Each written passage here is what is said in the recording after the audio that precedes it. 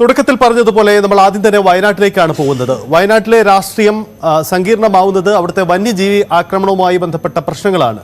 ജനങ്ങളുടെ പ്രതിഷേധം പരിധി കടന്നുകൊണ്ട് അത് അങ്ങേയറ്റം ശക്തമായി അധികാര കേന്ദ്രങ്ങൾക്കെതിരെ ശബ്ദമുയർത്തുന്ന തരത്തിലേക്ക് തന്നെ വയനാട്ടിലെ സാഹചര്യങ്ങൾ പോകുന്നു.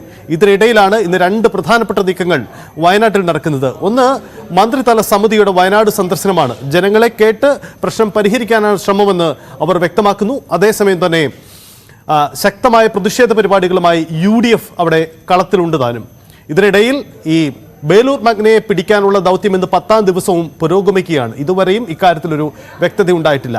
നമുക്ക് ആദ്യം തന്നെ വനം മന്ത്രിയുടെ ഒരു പ്രതികരണത്തിലേക്ക് പോകാം. കാരണം അവിടെ എത്തുമ്പോൾ വനം മന്ത്രിക്കെതിരായ പ്രതിഷേധങ്ങൾ പല രൂപത്തിൽ പല ഭാവത്തിൽ നമ്മൾ കണ്ടതാണ്.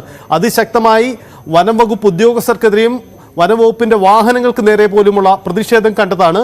ഇതിലേറ്റവും പഴി കേൾക്കുന്ന വനം വകുപ്പ് മന്ത്രി AK ശശീന്ദ്രൻ തന്നെയാണ്. എന്തായാലും ഒടുവിൽ വിവാദങ്ങൾക്കൊടുവിൽ AK ശശീന്ദ്രൻ തന്നെ വയനാട്ടിലേക്ക് എത്തിയിരിക്കുകയാണ്. ജനങ്ങളെ കേൾക്കാനാണ്, മറ്റു മുൻവിധികളൊന്നുമില്ല എന്നതാണ് മന്ത്രിയുടെ പ്രതികരണം. ആ വാക്കുകൾ കേൾക്കാം. ജനങ്ങളെ അഭിപ്രായങ്ങളെ പ്രതിഫലിപ്പിക്കാൻ കഴിയുന്നത് നമ്മുടെ നാട്ടിലെ രാഷ്ട്രീയ പ്രസ്ഥാനങ്ങൾക്ക് തന്നെയാണ്. അവരാണ് ജനങ്ങളുടെ ഇടയിൽ ജീവിക്കുന്നത്. അവർക്ക് എല്ലാ പ്രശ്നങ്ങളും അറിയാം. അപ്പോൾ അവരുടെ അഭിപ്രായം കേൾക്കണം.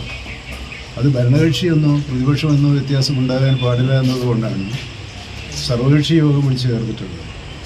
ആ യോഗത്തിൽ നിന്നും വരുന്ന നിർദ്ദേശങ്ങളും അഭിപ്രായങ്ങളും കൂടി പരിഗണിച്ചതിന് ശേഷമാണ് തദ്ദേശ സ്വയംഭരണ സ്ഥാപനങ്ങളിലെ പ്രസിഡന്റുമാരുടെ യോഗം നടക്കുക.